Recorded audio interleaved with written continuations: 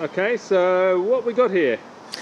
So this is basically a bike that was built with one item first. My father's a retired doctor, and this copper plate here was the plate that used to hang outside his surgery, and on the reverse side of it is his medical credentials, and he gave it to me a number of years ago, and I just thought it was a nice substantial piece of copper. So you know, and I had that for quite a few years. On getting that piece of copper, I decided that I wanted to build a bike that was mainly brass and copper.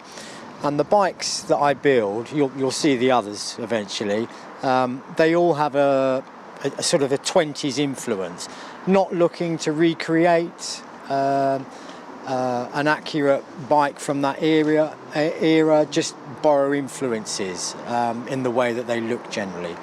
So I started with that plate, and then the rest of the bike kind of evolved. The emblem at the front, this is, I believe it's from a 1920s Cadillac LaSalle. I don't know the exact year, but I'm told it's from a Cadillac LaSalle. The exhaust, I think, is BSA, don't know which one. The Bakelite box is genuine World War II field telephone box. BMW seat. The hand which supports the rear light came out of a skip, which I kind of just painted to give it a brassy look. And the donor bike was a Kawasaki 250 Estrella. Stretched the swing arm, gave it the Springer front end, and the name. Anyone who's in the know may think, well, why is it called a Lister? Lister never made motorcycles of any description. The reason for that is I have an interest in Lister engines. Lister used to produce stationary engines. They were used in farming, to run machinery, to pump water, etc. And they were made from the early 1900s to, I think it was about 1984 or 1986. These engines were all over the world and basically ran machinery, and I had an interest in them.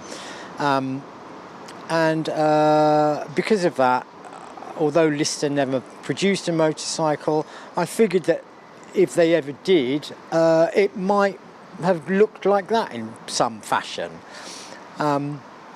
So it was a tribute to Lister, and I just liked the Lister logo, and I thought it looked great on the bike as well. So didn't want to plagiarise the name of an established firm. Lister had never produced a bike, so that's how it got its name. Okay, let's move on to the next one, Marcellus. Okay.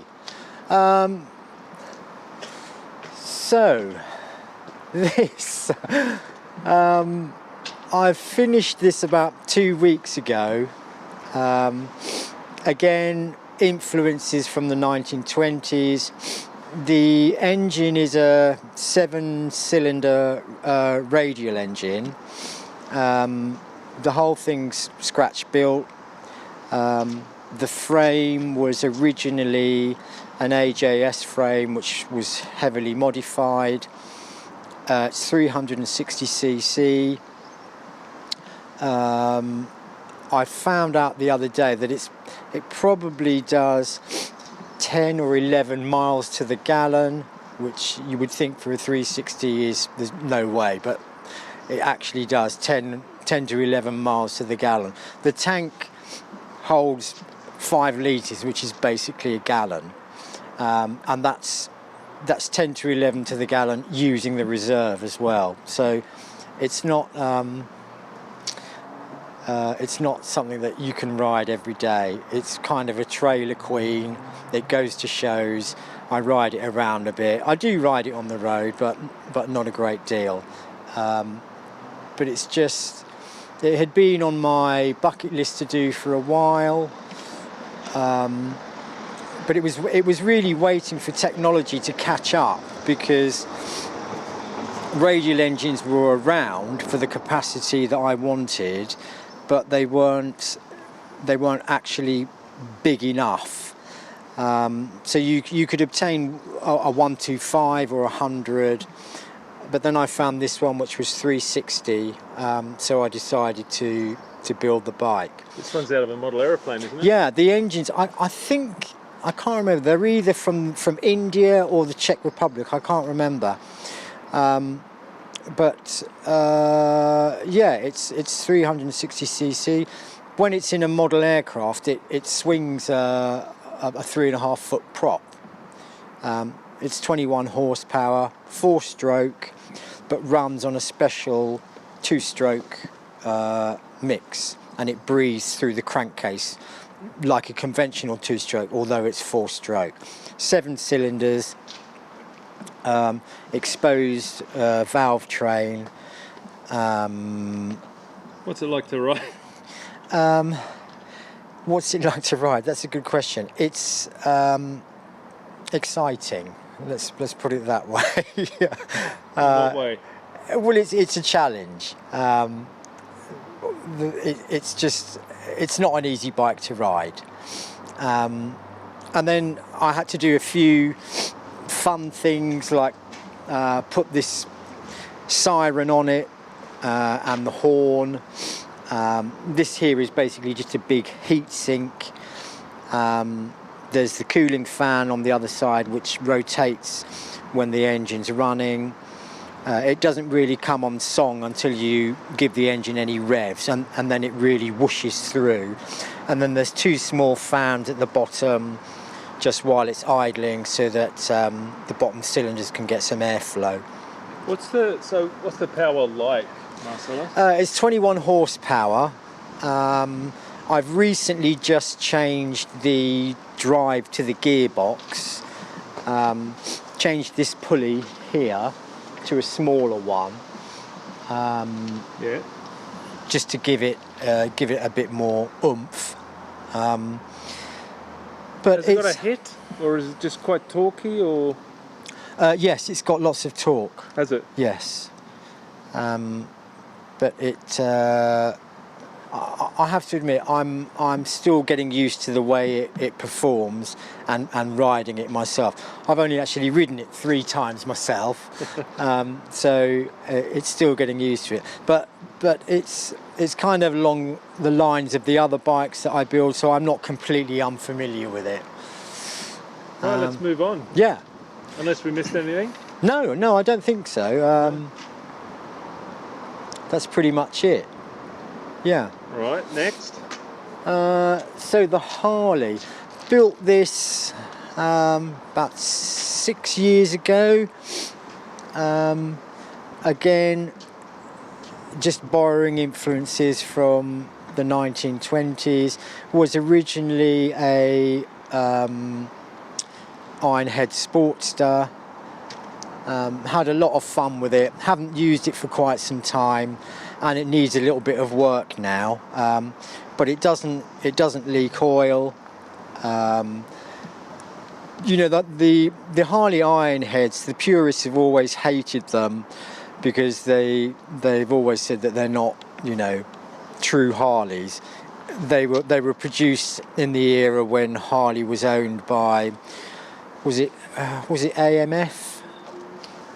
I think it was AMF, yeah. Through the dark period of Harley's life. But the Ironhead Sportsters now are beginning to get recognised and are beginning to become more desirable. Why is that? Because I think people are beginning to realise that they are a great looking engine, and if you find a good one, they're great bikes, and they're still a Harley. At the moment they're still affordable. you know, you can pick up something relatively decent that needs a little bit of work for £3,000. So I built this, like I said, had some fun with it.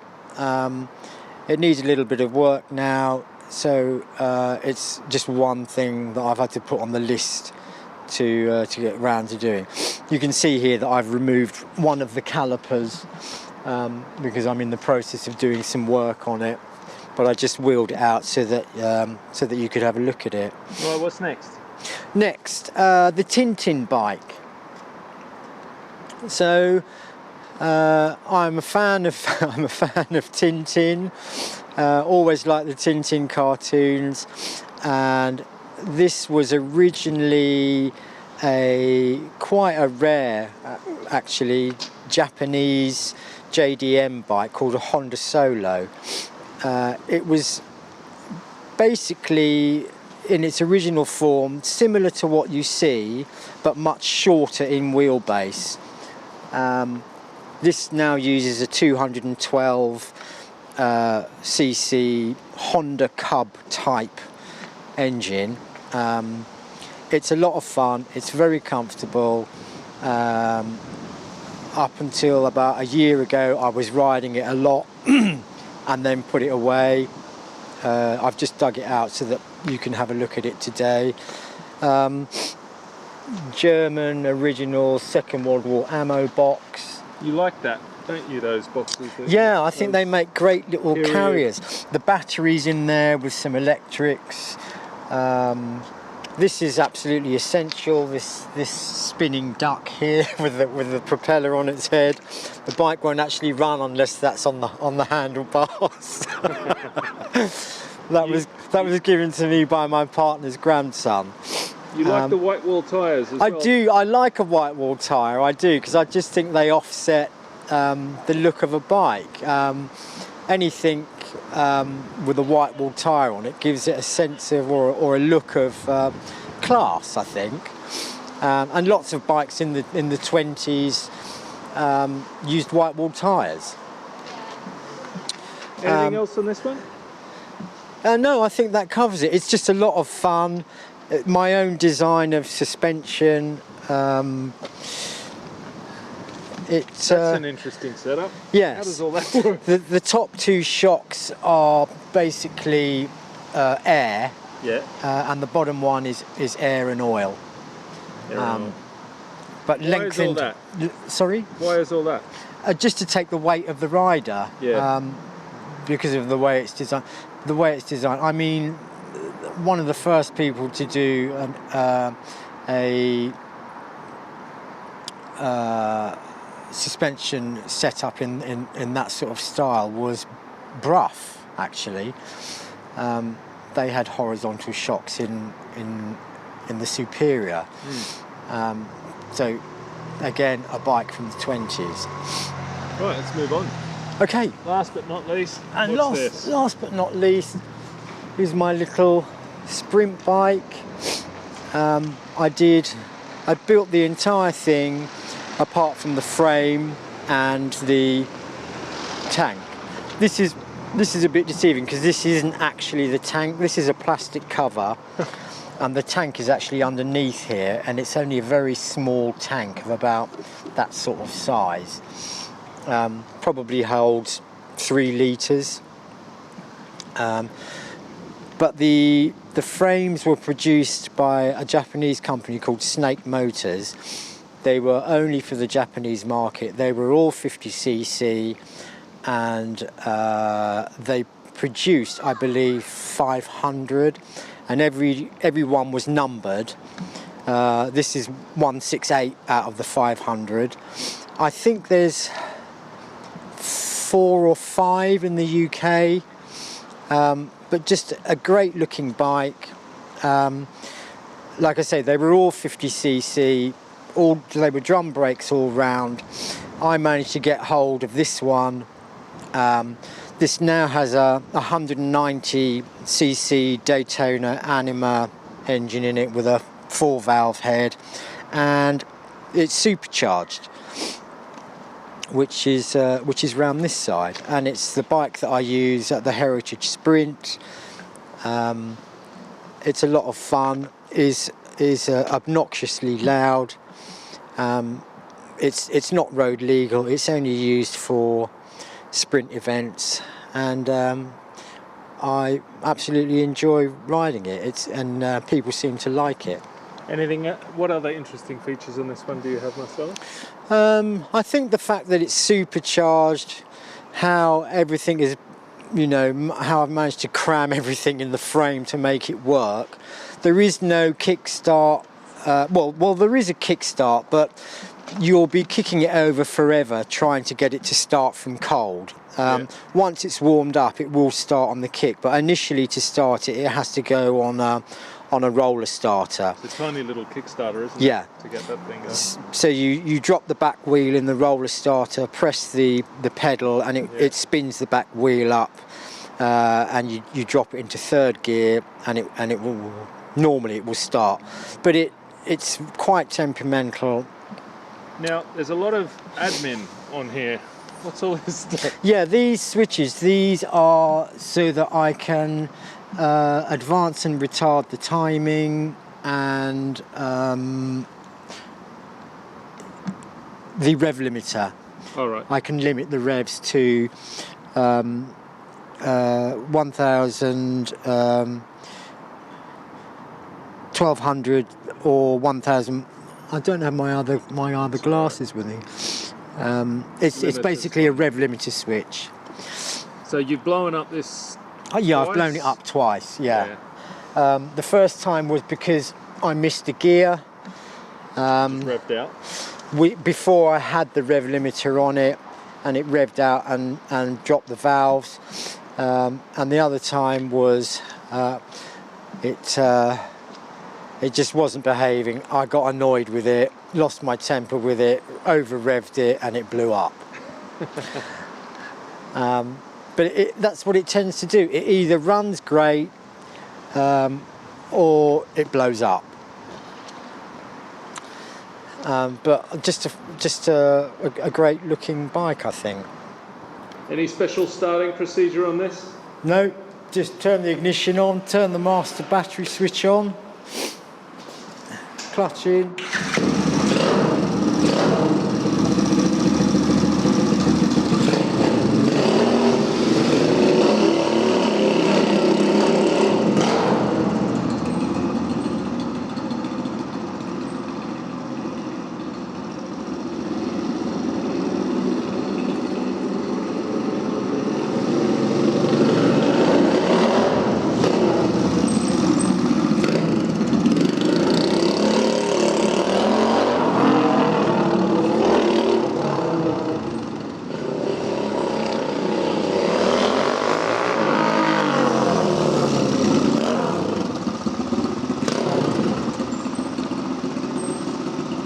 Okay, starting procedure for the radial engine bike is fuel on, and then we go to this side.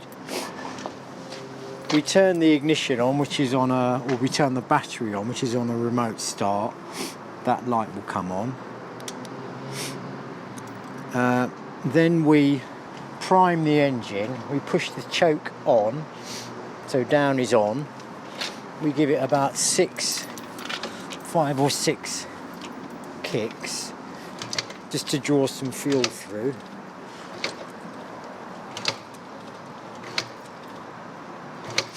We then turn the ignition on, or the mag, and it should fire.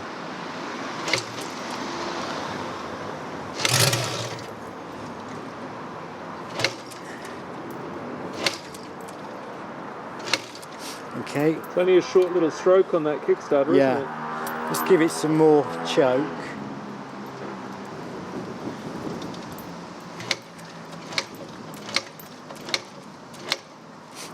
Choke off.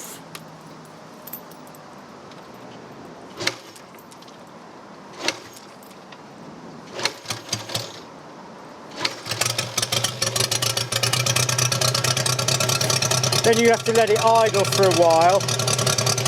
and then turn the boost pump on. The boost pump gives the engine it needs when you open the, gives the fuel the engine it needs when you open the throttle. Without the boost pump on, if you open the throttle, the engine will die. So we straight through pipe. No, yeah. no There's a collector ring here. This brown tube. All the exhaust collects in this ring from all the cylinders, and then it exits out the bottom. Siren.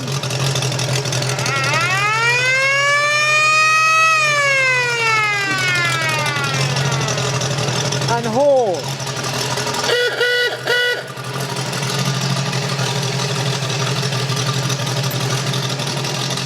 How long does it take to warm up? About 3 or 4 minutes. That's it. We can flick the pump on now. And if you stall it at the light? It should fire back up so long as you start it with the boost pump off.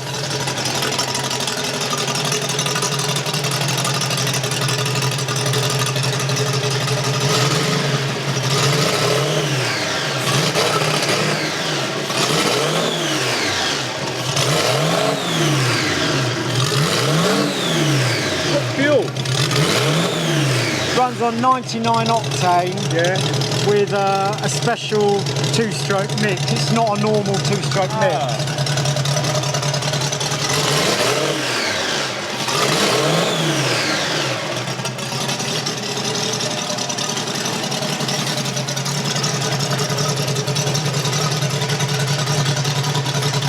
We have to pull the landing gear up. Okay.